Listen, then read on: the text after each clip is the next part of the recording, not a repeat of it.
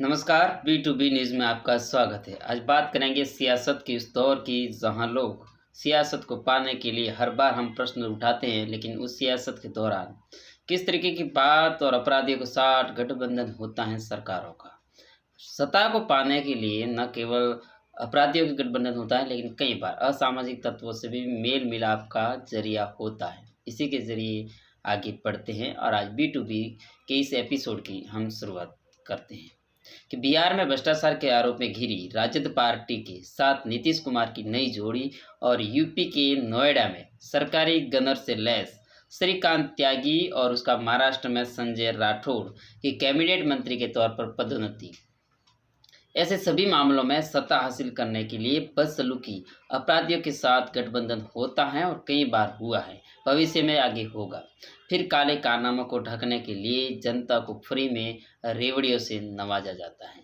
प्रधानमंत्री नरेंद्र मोदी पिछले कुछ महीनों से रेवड़ी कल्चर को खत्म करने की लगातार मांग कर रहे हैं, वो अपनी कमेंट भी कर रहे हैं। उधर दिल्ली के सीएम केजरीवाल की तरफ से भी प्रतिक्रिया दी जा रही है, लेकिन चुनाव आयोग की सलाह के अनुसार अभी तक कोई कानून नहीं बनाया गया है जिससे ये बंद किया जाए कि फ्री में कोई योजना जनता तक पहुंचनी चाहिए या नहीं।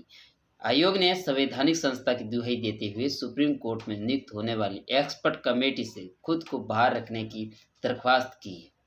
हर घर तिरंगा फहराने के साथ रेवड़ी मर्ज के इलाज के लिए इन 8 पहलुओं को समझने की कोशिश करनी पड़ेगी। जो 8 पहलू क्या है ये आपको बताने का प्रयास करते हैं कि आज़ादी के बाद युग तक, यानी कि आज़ादी के बाद शास्त्री युग तक, यानी शास्त्री जी नेता थे, तब तक इन नेताओं के लिए सत्ता देश सेवा का माध्यम थी। लेकिन उसके बाद कैसे परंपराएं बदलती रही, जो आज का परिप्रेक्ष्य हम देखते हैं। इंदिरा गांधी और परवर्ती नेताओं ने सत्ता पर एकाधिकार कायम करने के लिए भ्रष्ट नेताओं को प्रेशर देने के साथ मासूम वोटरों को फुसलाने के लिए रेवड़ी संस्कृति की शुरुआत की थी।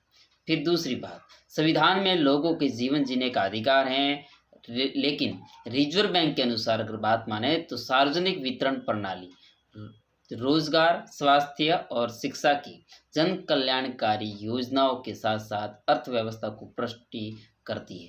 लेकिन फ्री में बिजली, पानी और सार्वजनिक यातायात, ऋण माफी जैसी चुनावी रेवड़ियां उत्पादक में कमी लाने के साथ ही गरीबी और असमानता और बेरोजगारी को दुष्कृत को बढ़ावा देती है। तीसरी बात, जेपी और वीपी सिंह के आंदोलन में सत्ता और गैर कांग्रेसी नेताओं का वर्चस्व बढ़ा था, लेकिन भ्रष्ट सिस्टम नहीं सुधरा। राज्यों में क्षेत्रीय दलों और केंद्र में गठबंधन सरकारों के दौर में रेवड़ी के साथ जाति और धर्म का झुंझुना हमेशा बजता रहा है, आगे भी बजता रहेगा। स्थिति बद से बदतर हो गई। और चौथी बात यह है कि अन्ना आंदोलन के दौरान मोदी ने भ्रष्टाचार खात्मे को, केजरीवाल ने गवर्नेंस में बदलाव के नाम पर सत्ता हासिल की, लेकिन व्यवस्था परिवर्तन में दुर्गम पथ पर चलने की बजाय त्यागी और राठौड़ जैसे नेताओं की सेटिंग और रेवड़ी कल्चर में शॉर्टकट सत्ता हासिल करना बेहतर समझा जाता है। चुनावी वादों के अलावा रेवड़ी के 4 और तरीके हैं। सरकारी बैंकों में 5 साल में 10 लाख करोड़ के बट्टे खाते रकम, उद्योगपतियों की लाखों करोड़ों की सालाना सब्सिडी, 70,000 लोगों को केंद्र से 2.54 लाख करोड़ की पेंशन, कोरोना काल में 80 करोड़ लोगों को फ्री में राशन। और छठी बात है, रिजर्व बैंक और केक की रिपोर्ट के अनुसार कई राज्यों में कुल खर्च का 90% राजस्व खर्चा के तौर पर हो रहा है। ये राज्य भाजपा, कांग्रेस, आप, कम्युनिस्ट पार्टी, टीएमसी सहित दूसरे दल भी शामिल है।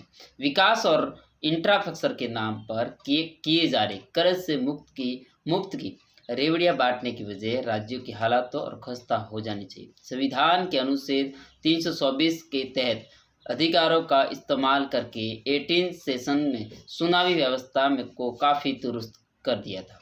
मतदाताओं को रेवड़ियां बांटना घूसखोरियां, लेकिन उसे रोकने के लिए अब चुनाव आयोग के पास इच्छा शक्ति नहीं दिखाई दे रही है। वित्त आयोग सलाह में ऐसे मामलों के बाद भी संवैधानिक मान्यता क्या होगी, इस पर प्रश्न चिन्ह है। चुनावी कोर्ट में प्रस्तावित एक्सपर्ट समिति से क्या उम्मीद पाली जाए।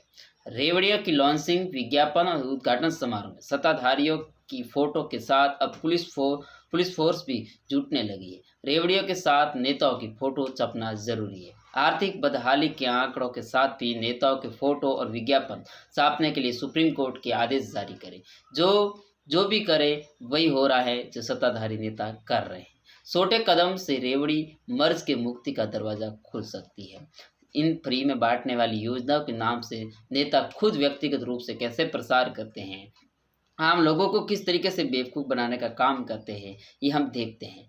फ्री में बांटने के नाम पर कई तरीके के परिवर्तन करते हैं, जिसमें से मानसिक परिवर्तन सबसे ज़्यादा है और पार्टी के लिए पार्टी में हित को करना ये सबसे अहम भूमिका होती है। इसीलिए फ्री की रेवड़ियाँ बांटने के नाम पर सियासत होती है और आगे भी होती रहेगी।